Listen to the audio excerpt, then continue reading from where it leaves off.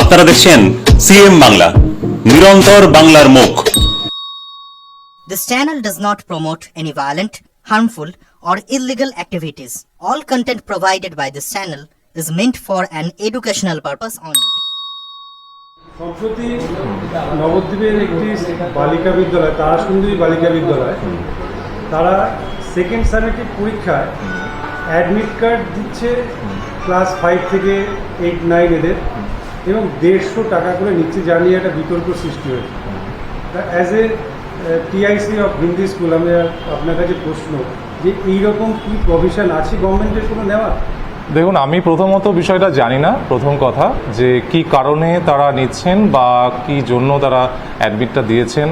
এবং আমাদের যেটা হচ্ছে, আমরা অ্যাডমিটটা পারপাসে যে চালু করেছি, যে যারা হয়তো পরীক্ষাতে ঠিকমতো, পরীক্ষার আগে ঠিকমতো উপস্থিত হয়নি, তাদেরকে আমরা বাদ দিয়ে যাদের উপস্থিতি ঠিকঠাক আছে তাদেরকে আমরা দিয়েছি, এবং সেই জন্য আমরা তার জন্য আলাদা কোনো চার্জ নিইনি।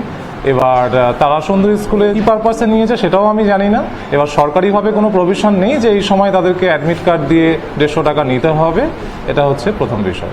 আরেকটি বিষয় উঠে এসছে, স্কুলের ছাত্রীদের সাইকেল রাখার জন্য 100 টাকা নেওয়া হচ্ছে, সেটা স্কুল নিতেই পারে তাদের মেনটেন্যান্সের জন্য, কিন্তু তার কোনো রসিদ দেওয়া হচ্ছে না। ওই অ্যাডমিট কার্ডের পেছনে C100 বলে লেখা আছে।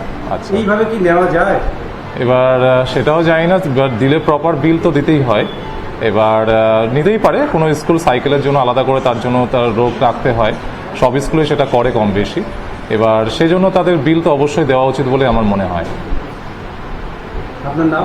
আমার নাম জগন্নাথ গুই, টিআইসি নবদ্বীপ হিন্দি স্কুল।